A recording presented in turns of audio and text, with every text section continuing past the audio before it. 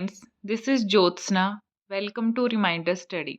आज हम करेंगे chapter second, class seventh NCERT का। Okay, so the chapter is nutrition in animals. आज हम एनिमल्स में जो है न्यूट्रिशन के बारे में पढ़ेंगे। ठीक है, हमने प्रीवियस चैप्टर में देखा था कि जो एनिमल्स में न्यूट्रिशन होता है वो किस तरीके का होता है। हिट्रोट्रॉफिक न्यूट्रिशन होता है, मीन्स वो दूसरे पे डिपेंडेंट होता है। एनिमल्स दूसरे प्लांट्स और एनिमल्स पे डिपेंड होंगे। ह्यूमन बींग्स भी किस पे डिपेंडेंट होते हैं, प्लांट और एनिमल्स पे। तो animal nutrition include nutrient requirement, mode of intake of food and its utilisation in the body. तो एनिमल न्यूट्रिशन में क्या है, सबसे पहले तो न्यूट्रिएंट की रिक्वायरमेंट की, बॉडी को किस तरीके की न्यूट्रिएंट की रिक्वायरमेंट है। सेकंड, जो उसका मोड है फूड को लेने का, ठीक है, यानी कि वो फूड जो हो किस तरीके से ले रहा है, वो वाला। एंड थर्ड, कि बॉडी उसको किस तरीके से यूटिलाइज कर रही है। ठीक है, तो इसमें जो हम पूरा आज पढ़ेंगे, तो इसमें जो है एक टर्म आती है डाइजेशन। What is digestion? ठीक है, सो जो भी हम फूड लेते हैं ना, एनिमल्स जो भी फूड लेते हैं, उसका जो है वो हमेशा एक कॉम्प्लेक्स फॉर्म में होता है। ठीक है, तो कॉम्प्लेक्स से हमने उस फूड को जो है कॉम्प्लेक्स से सिंपल में जाने के लिए क्या होता है, वो उसका जो है ब्रेक डाउन होता है। ठीक है, सो द कॉम्प्लेक्स सब्सटेंसेस, जो भी फूड हमने इंटेक किया है, हम ऐसे के ऐसे उसको यूटिलाइज नहीं कर सकते। उसका जो है सिंपल सब्सटेंसेस में कन्वर्ट होके फिर वो जो है बॉडी उसको यूटिलाइज करती है, और इसी प्रोसेस को क्या बोला जाता है, डाइजेशन बोला जाता है। ठीक, दीज कॉम्प्लेक्स जो भी, जैसे कि कार्बोहाइड्रेट लिया, मान लिया, ठीक है, वो एक कॉम्प्लेक्स फूड है। अब इस कॉम्प्लेक्स सब्सटेंसेस को बॉडी यूटिलाइज नहीं कर सकती उसी फॉर्म में, so they are broken down into the simpler substances, and the breakdown of complex component of food to the simple component, उसी प्रोसेस को क्या बोला जाता है, उसी प्रोसेस को बोला जाता है डाइजेशन। यानी कि कॉम्प्लेक्स सब्सटेंसेस से सिंपल सब्सटेंसेस बनना, this is known as the digestion. तो यहाँ पे different ways of taking food, यहाँ पे नंबर ऑफ वेज हैं फूड को लेने के लिए। ठीक है, तो यहाँ पे हम ह्यूमन बींग्स की जो है बात करेंगे कि वो किस तरीके से जो है अपना फूड लेते हैं।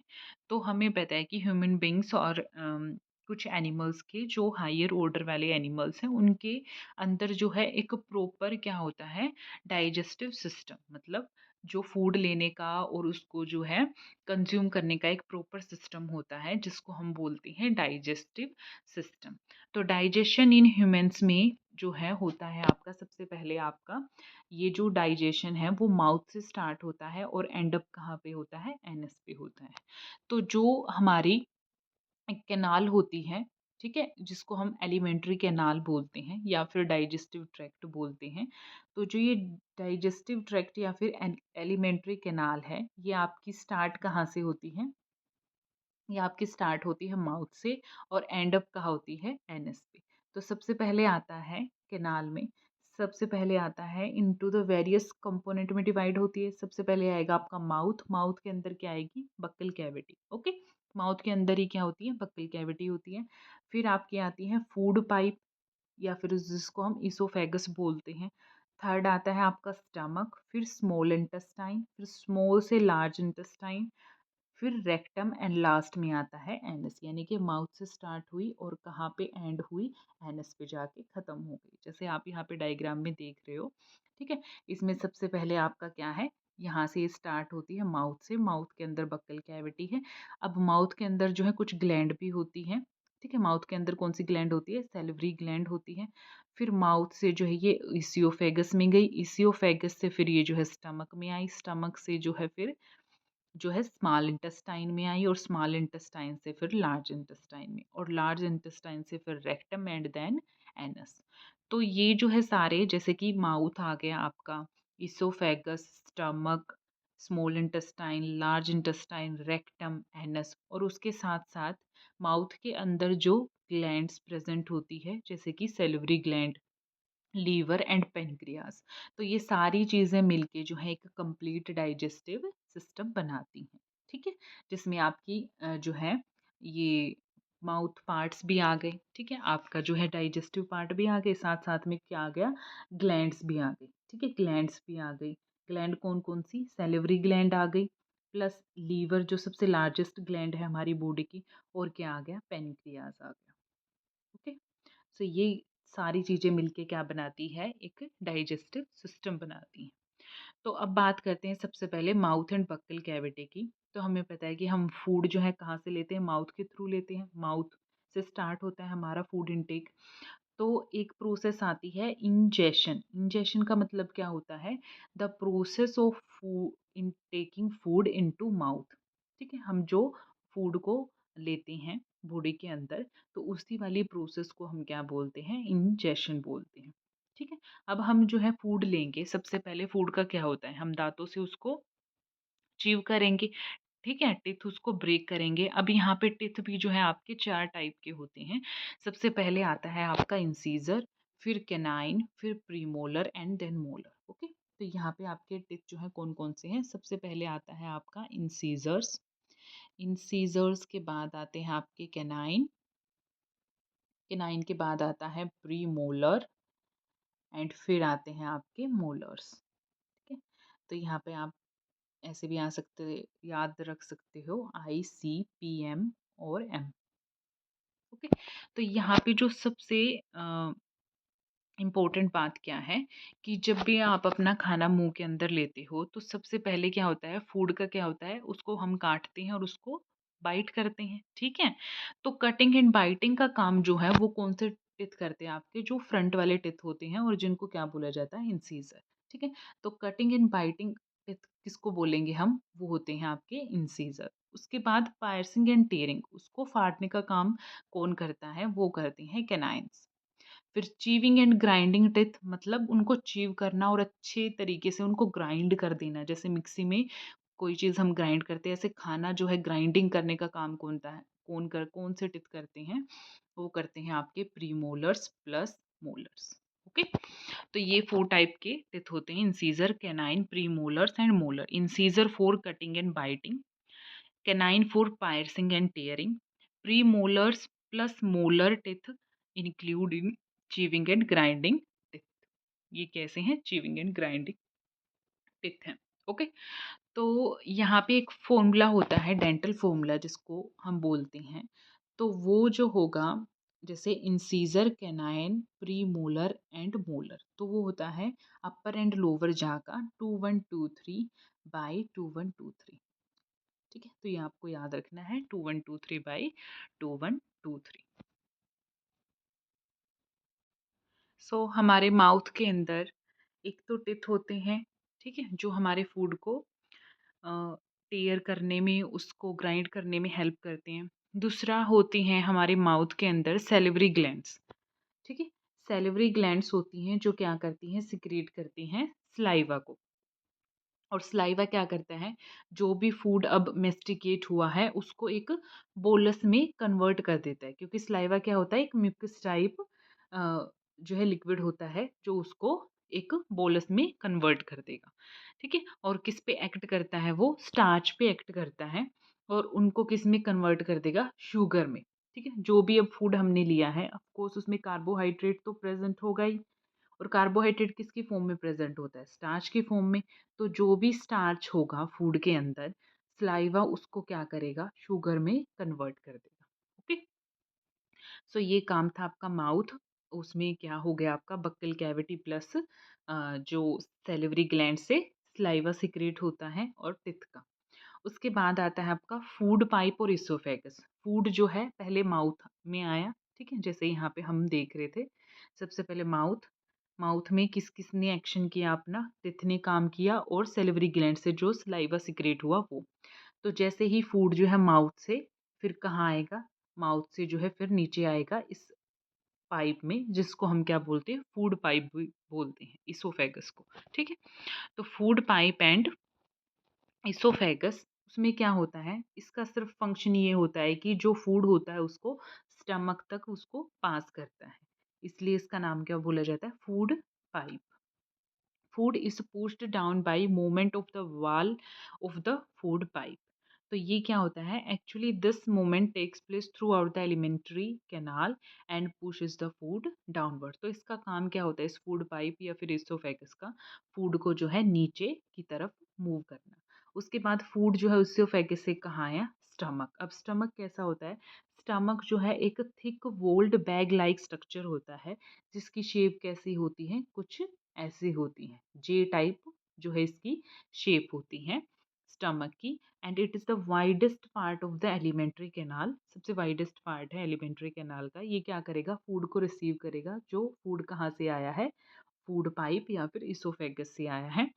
तो स्टमक के अंदर जो है क्या होता है, स्टमक के अंदर जो है उसकी जो इनर लाइनिंग होगी, जैसे स्टमक और उसकी जो ये अंदर वाली लाइनिंग है, इनमें जो है तीन चीज़ें जो है सिक्रेट होती हैं। फर्स्ट होता है म्यूकस, ठीक है। सेकंड होता है HCl हाइड्रोक्लोरिक एसिड, और थर्ड होगा डाइजेस्टिव जूस। अब तीनों का काम क्या है, सबसे पहले जो म्यूकस होता है ना, म्यूकस जो है क्या करता है, प्रोटेक्ट करता है लाइनिंग ऑफ द स्टमक। अगर जो है खाना में जैसे जो फूड आया है, ठीक है, और अगर हमारा जो है स्टमक में जैसे HCl होता है, अगर HCl ज़्यादा सिक्रेट हो रहा है, तो ये जो म्यूकस होगा उस स्टमक को जो है क्या करेगा, प्रोटेक्ट करेगा फ्रॉम द एक्स्ट्रा एसिड, ताकि जो लाइनिंग है वो जो है अफेक्टेड ना हो एक्स्ट्रा जो HCl प्रोड्यूस्ड हुआ है स्टमक के अंदर उससे। तो म्यूकस क्या काम करता है, म्यूकस करता है प्रोटेक्ट स्टमक की लाइनिंग को, अंदर वाली लाइनिंग को। उसके बाद HCl जो प्रोड्यूस्ड होता है, ठीक है, उसका काम क्या होता है, बेसिकली जो भी फूड हमने लिया है, अगर फूड के साथ कुछ बैक्टीरिया वगैरह साथ चले गए हैं, तो HCl क्या करेगा, उनको स्टमक के अंदर किल कर देगा। तो HCl जो सिगरेट होता है उसका काम होता है जो है kill the bacteria that entered along with the food. उसके बाद आता है आपका डाइजेस्टिव जूस, जो स्टमक डाइजेस्टिव जूस सिक्रिएट करते हैं। उनका काम होता है जो भी प्रोटीन्स होगा, ठीक है, फूड के अंदर जो हमने फूड लिया है उसके अंदर जो भी प्रोटीन होगा उसको सिंपल सब्सटेंसेस में कन्वर्ट कर देगा। तो प्रोटीन कन्वर्ट होते हैं प्रोटीएजेस नाम के सिंपल सब्सटेंसेस में, ठीक है। तो डाइजेस्टिव जूस क्या करते हैं, डाइजेस्टिव जूस जो है ब्रेक डाउन करते हैं किसका, प्रोटीन्स का। उसके बाद आता है फूड जो है स्टमक से आता है स्मॉल इंटेस्टाइन में। स्मॉल इंटेस्टाइन क्या होता है, हाईली कोइल्ड पार्ट होता है, मतलब बहुत ज़्यादा ऐसे हाईली कोइल्ड होता है part of the digestive system, and it is about 7.5 metre long. ये क्या करता है कि जो भी अब स्टमक से जो भी सिक्रेशन हुआ है, जो भी जो है डाइजेस्टेड फूड होके आया है, वो कहाँ पे आएगा, स्मॉल इंटेस्टाइन में। अब स्मॉल इंटेस्टाइन जो है, एक तो लीवर से सिक्रेशन लेता है, लीवर जो ग्लैंड होती है, और एक पेनक्रियास ग्लैंड। तो स्मॉल इंटेस्टाइन जो है दो सिक्रेशन रिसीव करता है, एक तो लीवर से लेगा, लीवर जो भी सिक्रेट करेगा, और एक पेनक्रियास से लेगा, ठीक है। तो लीवर जो है एक रेडिश ब्राउन कलर की ग्लैंड होती है, एंड ये जो है सबसे लार्जेस्ट ग्लैंड होती है, और ये प्रेजेंट कहाँ होती है, जैसे यहाँ पे आपको दिखा रखा है ये वाली, ठीक है। तो ये होती है upper part, abdomen right side में अपर पार्ट पे होती है। ये सबसे लार्जेस्ट ग्लैंड है बॉडी की। ये जो है सिक्रिएट करती है क्या, बाइल जूस। तो बाइल जूस कौन सिक्रिएट करती है, लीवर ग्लैंड करती है, ठीक है। और ये स्टोर कहाँ होता है, बाइल जूस स्टोर होता है लीवर के साथ ही एक ऐसा टाइप का स्ट्रक्चर प्रेजेंट होता है जिसको गोल ब्लैडर बोलते हैं। तो लीवर जो भी सिक्रिएट करेगा ना, वो इस गोल ब्लैडर में जाके क्या हो जाएगा, स्टोर हो जाएगा। अब लीवर क्या सिक्रिएट करता है, बाइल जूस। तो बाइल जूस कहाँ पे जाके स्टोर हो जाएगा, गोल ब्लैडर में। और बाइल का काम क्या है, जो भी हमारे फूड में जो भी फैट प्रेजेंट होता है, जो भी फैट हमने खाया है, उसको ब्रेक डाउन करेगा किसमें, फैटी एसिड प्लस ग्लिसरॉल में। वो आपको यहाँ पे लिखा नहीं गया है, मैं आपको बता देती हूँ। फैट जो है किसमें कन्वर्ट होता है, फैटी एसिड प्लस ग्लिसरॉल में कन्वर्ट होता है। और इसको कन्वर्ट कौन करता है, ये इस पे एक्शन कौन करता है फैट पे, वो करते हैं बाइल। और बाइल को कौन सिक्रेट करता है, लीवर। और उसको स्टोर कहाँ पर स्टोर करके रखता है, गॉल ब्लैडर के अंदर, ओके। तो एक तो लीवर से आ गया, दूसरा है आपका पेनक्रियास। पेनक्रियास भी जो है एक लार्ज क्रीम कलर की ग्लैंड होती है। वो होती है जैसे ये स्टमक हो गया ना, स्टमक के जस्ट नीचे ऐसे लीफ लाइक सी स्ट्रक्चर होता है पेनक्रियास जो होती है। तो पैनक्रिएटिक जूस जो है वो एक्ट करता है किस-किस पे, कार्बोहाइड्रेट पे, फैट्स पे, प्रोटीन पे और उनको सिंपल फॉर्म में कन्वर्ट कर देगा। पैनक्रियाज़ जो है क्या सिक्रेट करता है, पैनक्रिएटिक जूस सिक्रेट करता है और पैनक्रिएटिक जूस का काम क्या है कि जो भी फूड में कार्बोहाइड्रेट्स, फैट्स, प्रोटीन्स जो भी है उनको सिंपल फॉर्म में फर्दर क्या कर देगा, कन्वर्ट कर देगा। अब स्मॉल जो इंटेस्टाइन है यहाँ पे जो पार्शली डाइजेस्टेड फूड जो होगा वो स्मॉल इंटेस्टाइन के लोअर पार्ट में जाएगा, ठीक है, where the intestinal juice complete the digestion of all component of the food, ठीक है। तो यहाँ पे क्या होगा कि अपर पार्ट, स्मॉल इंटेस्टाइन के अपर पार्ट में अब जितना भी डाइजेस्ट होके फूड आया है वो वहाँ पे कंप्लीट डाइजेशन नहीं हुआ। जैसे ही वो स्मॉल इंटेस्टाइन लोअर पार्ट में आएगा तो वहाँ पे जो इंटेस्टिनल जूस होगा, ठीक है, वो जो है उस खाने पे एक्ट करेगा और उसको कंप्लीट जो है किसमें, सिंपल फॉर्म में कन्वर्ट कर देगा।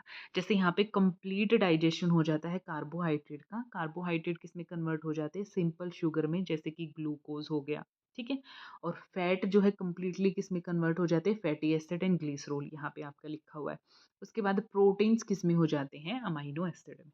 तो देखो इंपॉर्टेंट क्या है, कार्बोहाइड्रेट किस में कन्वर्ट होते हैं, कार्बोहाइड्रेट कन्वर्ट होते हैं ग्लूकोज में, ओके। उसके बाद फैट्स जो है किस में कन्वर्ट होते हैं, फैटी एसिड प्लस ग्लिसरॉल में।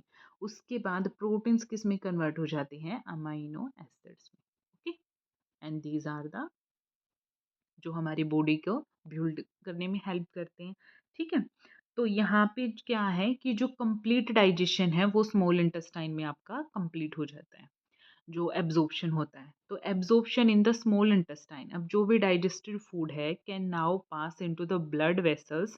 अब यहाँ पे हमें पता है कि जो है कंप्लीट डाइजेशन हो गया, अब क्या होना है कि जो भी डाइजेस्टेड फूड है अब उसको एब्जॉर्ब कौन करता है, जो भी इंटेस्टाइन के अंदर, जो स्मॉल इंटेस्टाइन के अंदर जो क्या है ब्लड वेसल्स होंगी वो उस खाने को क्या करेंगी, डाइजेस्टेड फूड को एब्जॉर्ब कर लेंगी, ठीक है। और उसी प्रोसेस को क्या बोला जाता है, एब्जॉर्प्शन। जब डाइजेस्टेड फूड कहाँ पे चला जाता है, ब्लड वेसल्स में, तो उस प्रोसेस को क्या बोला जाता है, absorption. Inner wall of the small intestine have thousand of finger like outgrowth. अब जो स्मॉल इंटेस्टाइन होती है ना उसमें फिंगर लाइक स्ट्रक्चर प्रेजेंट होते हैं जिनको क्या बोला जाता है, विलाई। और इनका काम क्या होता है, ये सरफेस एरिया ऐसे इस टाइप में जो है इंटेस्टाइन के अंदर होती हैं, इनका काम क्या होता है, सरफेस एरिया बढ़ाना फॉर द एब्जॉर्प्शन, ठीक है, जो भी खाना इनमें आएगा उसके मतलब एरिया बढ़ाएंगी for absorption of the digested food.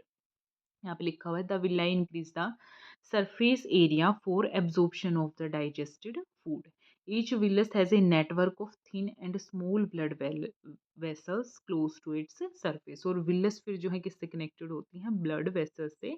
जो भी डाइजेस्टेड फूड इनमें से होके आएगा वो सीधा कहाँ जाएगा, ब्लड वेसल्स के अंदर, ठीक है। तो absorb substances are transported via the blood vessels, फिर ब्लड वेसल्स से कहा जाएगा डिफरेंट ऑर्गन, ठीक है। सबसे पहले आपका स्मॉल इंटेस्टाइन में खाना जो है कंप्लीट डाइजेस्ट हो गया, स्मॉल इंटेस्टाइन से विलाई, विलाई से ब्लड वेसल और ब्लड वेसल से फिर कहाँ पे, सीधा ऑर्गन्स के अंदर, ओके। तो जो ऑर्गन अब जो है उनको क्या करते हैं, the absorbed substances are transported via the blood vessels to different organ of the body where they are used to build the complex substances such as protein required by the body. तो उस process को क्या बोला जाता है, अब organ जब उस डाइजेस्टेड फूड को जो है अपने किसी एक कॉम्प्लेक्स सब्सटेंस को बनाने के लिए यूज्ड अप करेंगे तो उसी प्रोसेस को क्या बोला जाता है, असीमिलेशन, ठीक है। जैसे ग्लूकोज को ब्रेक डाउन करेंगे with the help of oxygen into carbon dioxide and water, and energy वहाँ पे रिलीज होगी और वही एनर्जी जो हमारी बॉडी को चाहिए होती है for carry out the different function, जो हम दिन भर जो काम करते हैं वो एनर्जी जो है मिलती है, ओके।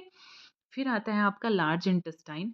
लार्ज इंटेस्टाइन वाइडर होता है बट स्मॉल इंटेस्टाइन से क्या होता है, शॉर्टर होता है और कोइल्ड भी नहीं होता, जैसे कि स्मॉल इंटेस्टाइन हाईली कोइल्ड होता है।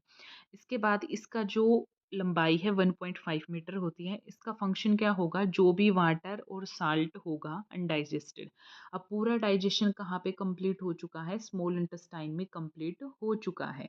लार्ज इंटेस्टाइन का काम क्या होता है, लार्ज इंटेस्टाइन का काम सिर्फ इतना होता है कि अब जो भी अनडाइजेस्टेड फूड आया है ना नीचे पास होके, जो डाइजेस्ट होने के लायक नहीं है, अनडाइजेस्टेड फूड जो आया है, उसमें फर्दर अगर कुछ वाटर या फिर सोल्ट्स वगैरह रह गए हैं, तो उसको जो है एब्जॉर्ब करने का काम कौन करता है, लार्ज इंटेस्टाइन।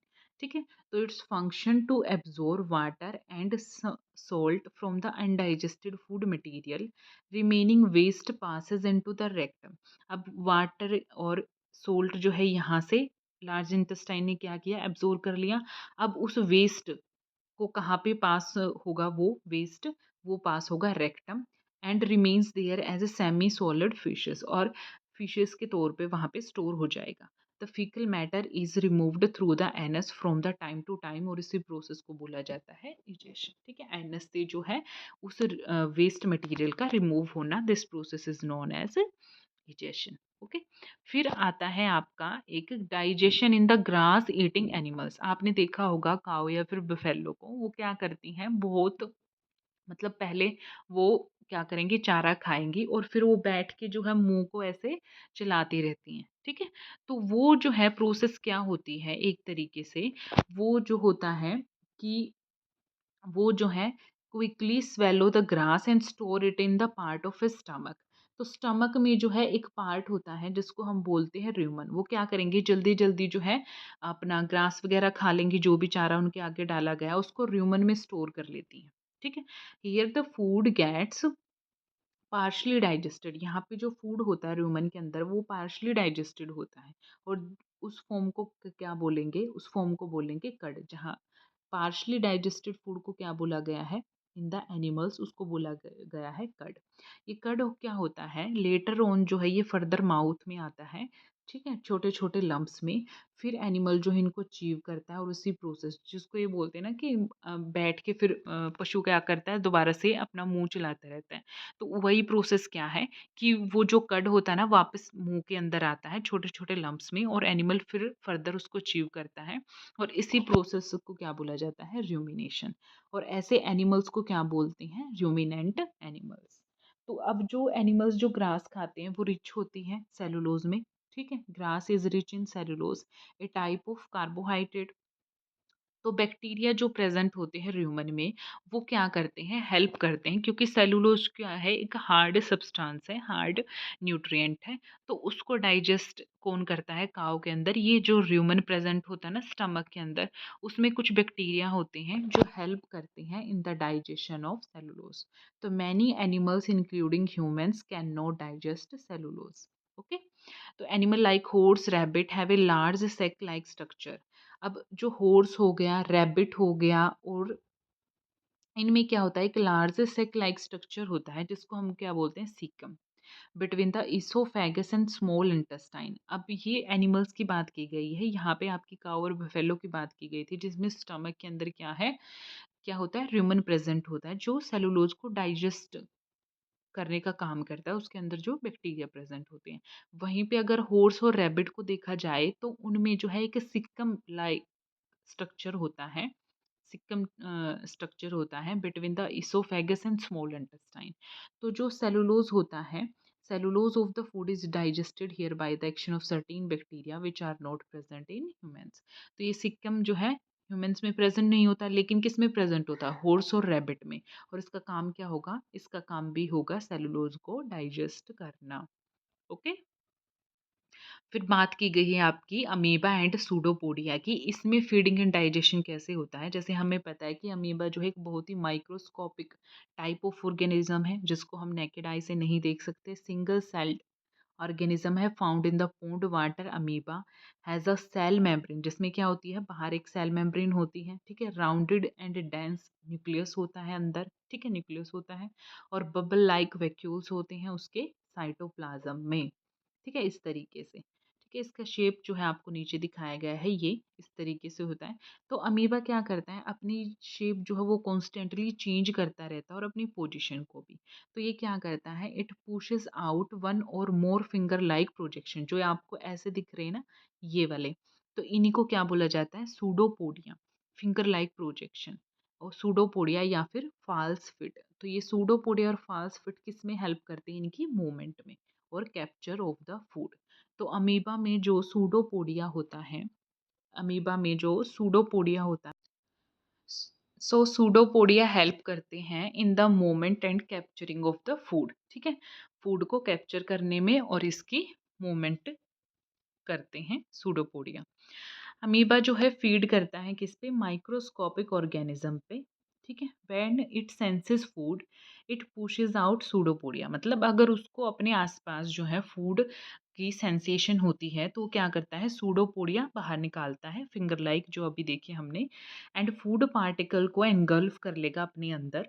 और जैसे कि ये अमीबा है, ओके, ये क्या करेगा, जैसे फूड पार्टिकल दिखा ये अपने सूडोपोडिया को वैसे बाहर निकाल लेगा और इस फूड पार्टिकल को अंदर एनगल्फ कर लेगा। और यहाँ पे जो है एक, जब अंदर लेके आएगा तो यहाँ पे एक फूड वैक्यूल ऐसे जो है बन जाएगा। ओके, तो फूड जो है किस में ट्रैप हो जाएगा, फूड वैक्यूल के अंदर ट्रैप हो जाएगा। तो digestive juices are secreted into the food vacuole.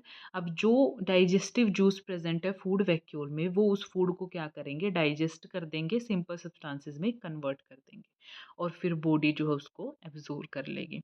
तो ऐसे जो है प्रोसेस होती है अमीबा में। तो इम्पोर्टेंट क्या है, सूडोपोडिया जो किस में हेल्प करते हैं, अमीबा की मूवमेंट में और उसके फूड को कैप्चर करने में। ओके, सो ये था आपका चैप्टर सेकंड, जिसमें हमने पढ़ा what is absorption, amino acids किससे बनते हैं, from the protein, amoeba, assimilation, bile, buccal cavity, canine, cellulose, digestion, egestion, fatty acids क्या होते हैं, food vacuole, gall bladder, glycerol, incisors, ingestion, liver, milk teeth, ये हमने नहीं पढ़ा।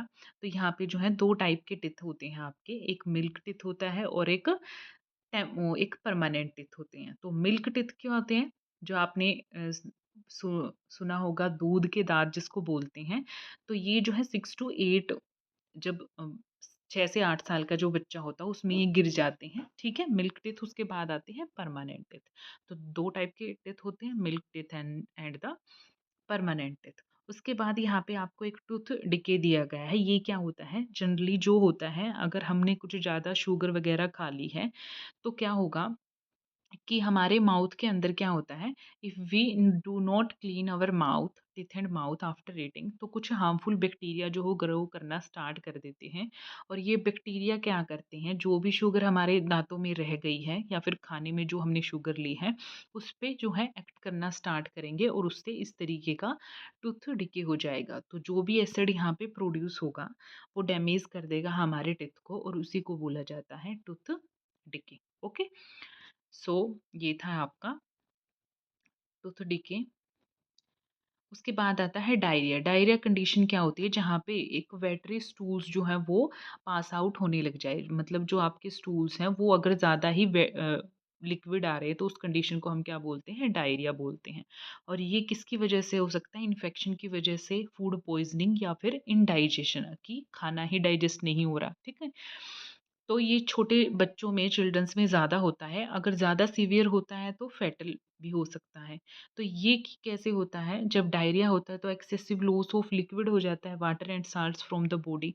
तो जिसमें जो है हमें क्या रिकमेंड किए जाते हैं, ओआरएस रिकमेंड किए जाते हैं, जो डिहाइड्रेशन नहीं होने देते। ठीक है, वो हमारे शरीर के अंदर पानी बनाए रखते हैं, क्योंकि डायरिया में क्या होता है, ज़्यादा लॉस हो जाता है वाटर और साल्ट का फ्रॉम द बॉडी। ओके, तो ये था आपका डायरिया। तो हमने पढ़ लिया ये वाला सारा, milk teeth, molar, permanent teeth, oesophagus, pancreas, pre molar, pseudopodia, rumen, ruminant, rumination, salivary gland, villi and saliva. Saliva जो है किस पे एक्ट करते हैं, शुगर पे एक्ट करते हैं, सॉरी स्टार्च पे एक्ट करते हैं और उसको किस में कन्वर्ट कर देते हैं, सिंपल शुगर में। ओके, सो ये था आपका चैप्टर सेकंड। इससे नेक्स्ट हम करने वाले हैं चैप्टर थर्ड। अगर आपको वीडियो पसंद आई है तो वीडियो को लाइक कीजिएगा, शेयर कीजिएगा और चैनल को सब्सक्राइब कीजिएगा। Thank you so